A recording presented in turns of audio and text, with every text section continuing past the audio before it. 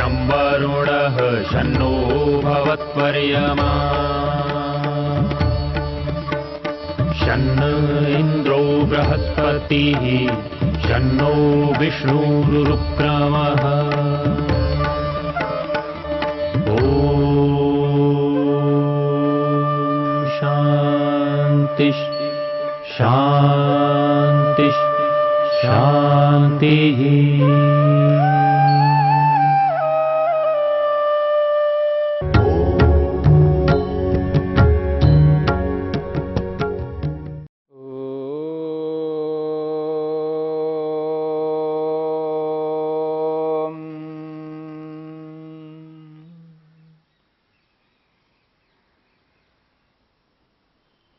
साधन पाद के 32वें सूत्र को लेकर के हम विचार कर रहे हैं। शौच संतोष तपः स्वाध्यायेश्वर प्रणिधानानि नियमाः। योग के 8 अंगों में यह दूसरा अंग है नियम। नियम के 5 विभाग हैं। शौच, संतोष, तप, स्वाध्याय और ईश्वर प्रणिधान। इन 5 विभागों में से पहले विभाग को लेकर के हमने विचार किया। शौच, शुद्धि। शुद्धि 2 प्रकार की है, बाह्य शुद्धि और आंतरिक शुद्धि। आज मनुष्य जितनी शुद्धि बाहर से करता है उतनी शुद्धि अंदर से नहीं करता, अर्थात मन की वैसी शुद्धि नहीं करता है जैसी शुद्धि शरीर की ऊपर से करता है। चमड़ी तक रहता है, स्किन तक रहता है, उसके अंदर प्रवेश नहीं कर पाता है। बाहर से कितना ही स्नान करा दो इस शरीर को, कितने ही इसको सुंदर बनाने की चेष्टा करो, यदि मन सुंदर नहीं है, मन पवित्र नहीं है, मन निर्मल नहीं है, तो समझ लेना ईश्वर हमसे कोसों दूर रहेगा। यद्यपि ईश्वर हमारे निकट है, सर्वव्यापक होने से आत्मा में भी विद्यमान है, परंतु ज्ञान की दृष्टि से, जानकारी की दृष्टि से, समझ की दृष्टि से ईश्वर हमसे कोसों दूर हो जाएगा। क्यों? हमने अपने मन को अपवित्र किया, अशुद्ध किया। इसलिए शुद्धि करनी है तो जहां हम बाहर से प्रयत्न कर रहे हैं वहां पर अंदर से, मन से भी शुद्ध रहने का यत्न करना चाहिए। किसी कारण से स्नान नहीं किया चलेगा। यदि मनुष्य स्नान नहीं कर पाया और भक्ति करना चाहता है, ध्यान उपासना करना चाहता है, कर सकता है। शरीर की शुद्धि बाहर से नहीं हुई कोई बात नहीं है, लेकिन भक्ति हो सकती है, उपासना ध्यान हो सकता है, क्योंकि मन शुद्ध है, पवित्र है। यदि मन को शुद्ध करके व्यक्ति भक्ति करना चाहता है, वो किसी भी स्थिति में रह करके भक्ति कर सकता है। यदि मन को अपवित्र रखता है, अशुद्ध रखता है, वो कितना ही स्नान कर ले, कितने ही धुले हुए वस्त्र पहन ले, कितने ही अच्छे से अच्छे विषयों को अपनाए, अच्छे से अच्छे स्थान पर बैठे, लेकिन ध्यान, उपासना, भक्ति नहीं हो सकती। इसलिए इस बात को समझने की चेष्टा करनी है। अंदर से शुद्ध होना है। जितना मलिन हमने अपने मन को बनाया है और बनाते जा रहे हैं, यदि आगे ध्यान नहीं दिया जाएगा, ऐसा होगा कि न जाने हम अपने अस्तित्व को भी मिटाने लगेंगे। जिस प्रकार से ईश्वर को न मानने वाले नास्तिक ईश्वर को नकार करते हैं, एक दिन आ जाएगा कि मैं के रूप में भी नहीं हूं, मेरा भी कोई अस्तित्व नहीं है, स्वयं को भुला देंगे। इसलिए मन को इतना मलिन न करना, मन को अंदर से पवित्र शुद्ध रखना है। यह है शौच, शुद्धि, पवित्रता। जब व्यक्ति अंदर से पवित्र होने लगता है तो उस व्यक्ति को जो प्रसन्नता मिलती है, जो शांति मिलती है, जो तृप्ति मिलती है, जो निर्भयता की प्राप्ति होती है, व्यक्ति अपने आप को स्वतंत्र अनुभव करने लगता है। स्वतंत्र।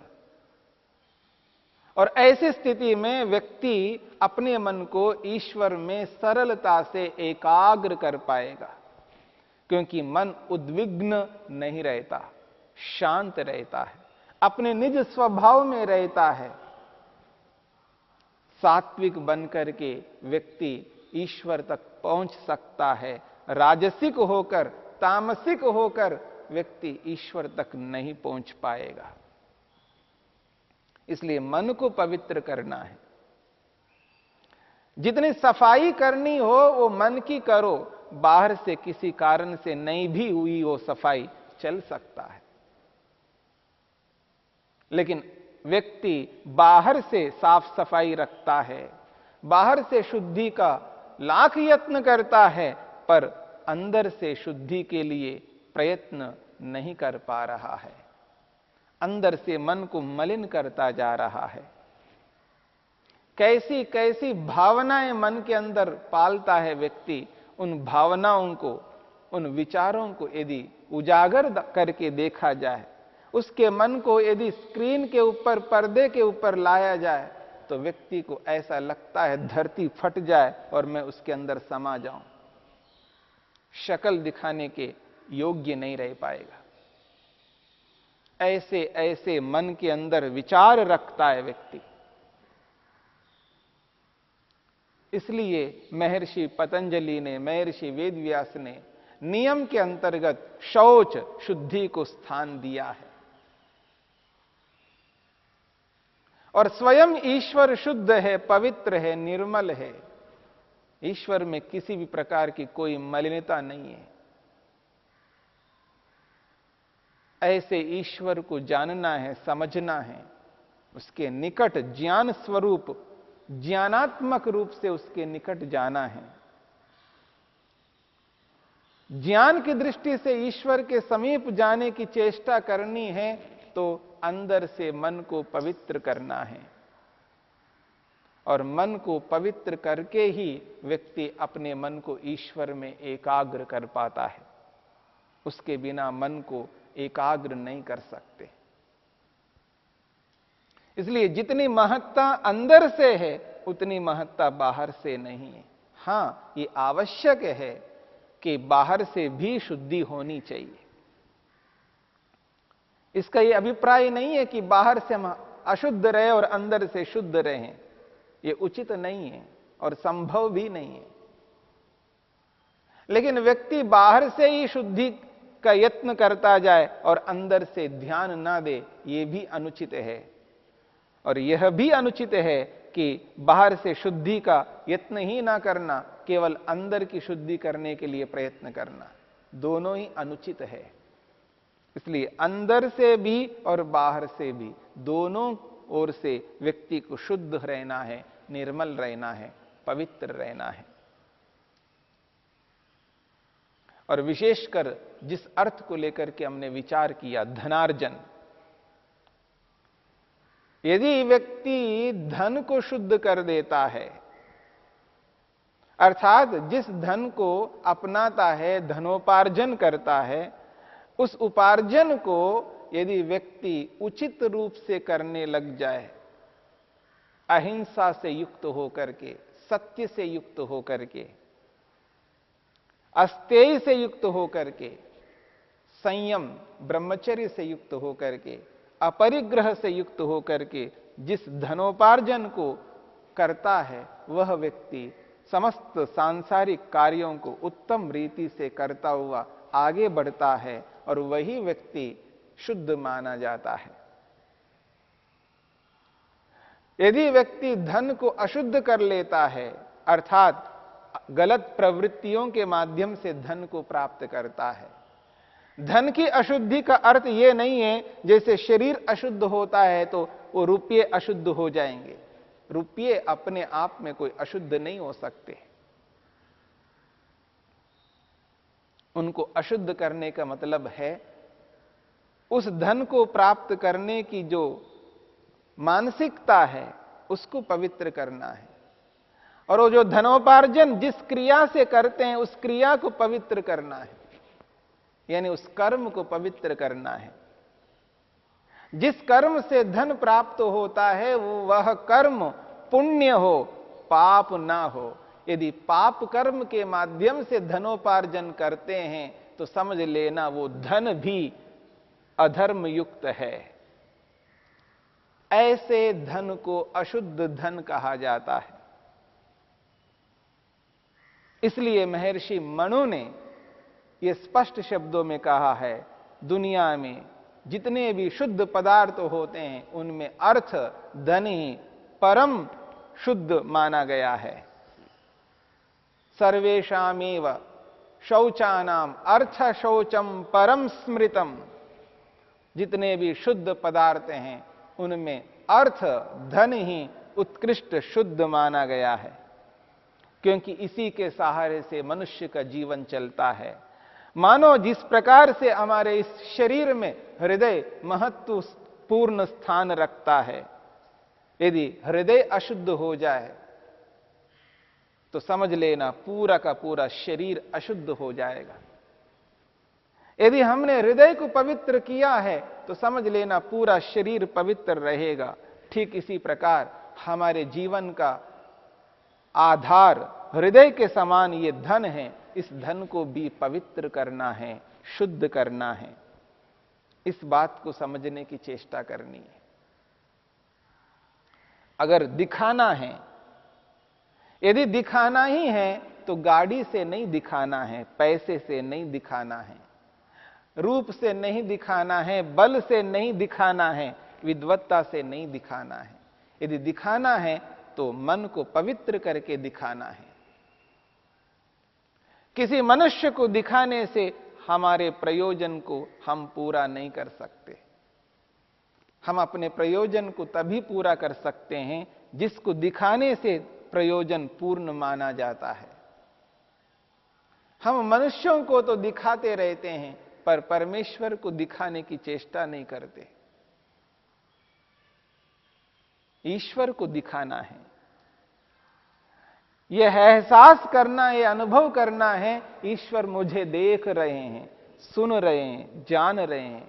ईश्वर के समक्ष मैं ऐसी क्रियाओं को नहीं कर सकता।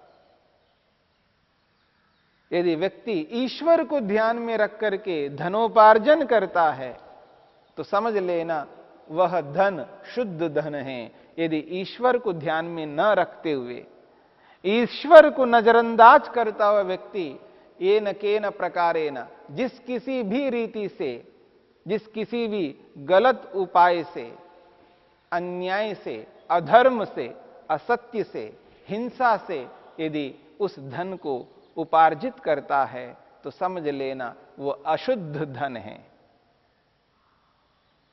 इसलिए इस बात को ध्यान में रख करके चलना है, पवित्रता को समझना है।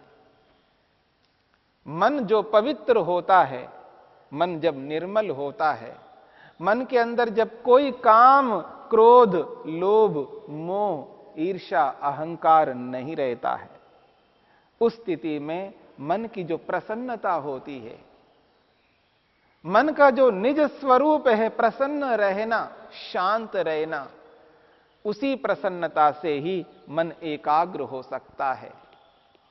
जिसके मन में प्रसन्नता नहीं, खुशी नहीं है, वह मन उद्विग्न होता है और एकाग्र कभी नहीं हो सकता।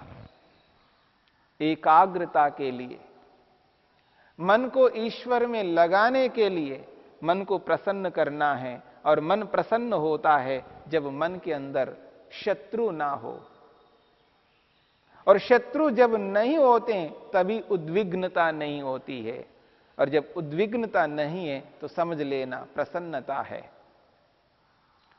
प्रसन्नता के कारणों को अपनाए बिना प्रसन्न नहीं हो सकते। ऐसी कोई स्थिति नहीं है हमारे जीवन में जिससे हमने उस मन को ऐसे प्रसन्न कर दिया, क्योंकि हमारी क्रियाएं, हमारे कर्म ये बताते हैं कि हम कैसे कर रहे हैं। यदि कर्म अशुद्ध है तो समझ लेना मन भी अशुद्ध हो जाएगा, क्योंकि मन उद्विग्न रहेगा, अप्रसन्न रहेगा। इसलिए अपने कर्मों को शुद्ध करना है। कर्म शुद्ध होते ही मन भी शुद्ध हो जाएगा। ज्ञान शुद्ध होते ही मन शुद्ध हो जाएगा। उपासना शुद्ध होती है तो समझ लेना मन भी शुद्ध हो जाएगा। मन की शुद्धि से उपासना शुद्ध होगी और उपासना की शुद्धि से फिर और मन की शुद्धि होगी। ये एक दूसरे के कारण बनते हैं। ज्ञान शुद्ध, कर्म शुद्ध और उपासना शुद्ध, इन तीनों की शुद्धि से मन शुद्ध हो जाता है। फिर मन की शुद्धि से ये तीनों और शुद्ध हो जाते हैं, फिर ये शुद्ध हो जाते हैं तो मन और शुद्ध हो जाता है। इस प्रकार से एक दूसरे के कारण बनते हुए हम अपने मन को शुद्ध पवित्र करके, पूर्ण निर्मलता को ला करके हम अपने ज्ञान को पूर्ण रूप से शुद्ध कर सकते हैं। हमारे अपने कर्म पूर्ण रूप से शुद्ध हो सकते हैं और हमारी उपासना भी पूर्ण रूप से शुद्ध हो जाएगी। उसी स्थिति में हम अपने लक्ष्य तक पहुंच सकते हैं। लक्ष्य तक पहुंचाने के लिए मन को पवित्र करना अत्यंत आवश्यक है, अनिवार्य उपाय है। इसलिए जहां हम बाह्य शुद्धि में ध्यान दे रहे हैं, उतना ध्यान आंतरिक शुद्धि में भी दें। और आंतरिक शुद्धि के लिए अधिक मेहनत, उद्यम करना होगा, क्योंकि बाहर की शुद्धि एक बार कर दिया है तो वो शुद्ध हो जाए और फिर उसके बाद बहुत समय के बाद फिर शुद्ध करने की आवश्यकता पड़ती है। लेकिन मन में तो निरंतर विचार आते रहते हैं, एक एक विचार को शुद्ध करते जाना है। स्थान की शुद्धि लंबे काल तक रह सकती है, लेकिन मन की शुद्धि लंबे काल तक नहीं रह सकती, क्योंकि इसमें निरंतर विचार आते रहते हैं। एक एक विचार को शुद्ध करते रहना है, तब जाकर के मन शुद्ध रहेगा। इसलिए मन को शुद्ध करने के लिए बाहर की शुद्धि की अपेक्षा अधिक पुरुषार्थ करने की आवश्यकता है। और हमने बाहर की शुद्धि में जितना पुरुषार्थ किया, उतना भी अंदर की शुद्धि में नहीं किया, तो समझ लीजिएगा मन किस स्थिति में रहता है। ऐसे यदि व्यक्ति चलता ही रहेगा, इस रूप में यदि मन को लेकर के चलेगा, तो निश्चित बात है कभी भी मन एकाग्र नहीं हो सकता। आज व्यक्ति का मन एकाग्र नहीं हो रहा है, उसके पीछे एक बहुत बड़ा कारण है मन की अशुद्धि, अपवित्रता।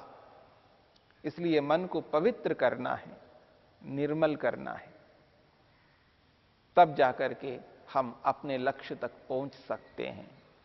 तो बाहर की शुद्धि के साथ साथ आंतरिक शुद्धि को अपना करके हम योग में आगे बढ़ सकते हैं।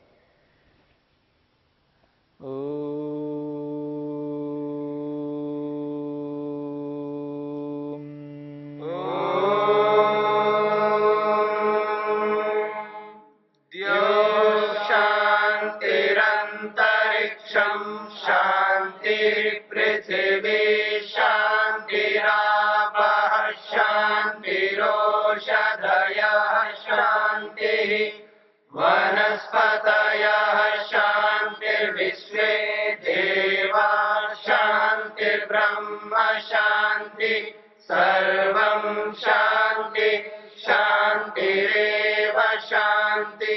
श्यामा